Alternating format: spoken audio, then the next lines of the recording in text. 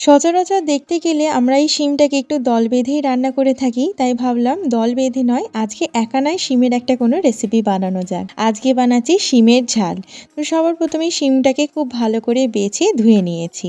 এখন কড়াইয়ে তেল দিয়ে সামান্য কালো জিরে ফোড়ন দিয়ে শিমগুলোকে একটু ভেজে নেব। সাথে একটু নুন দিয়েছি তাতে করে তাড়াতাড়ি ভাজা হয়ে যায়।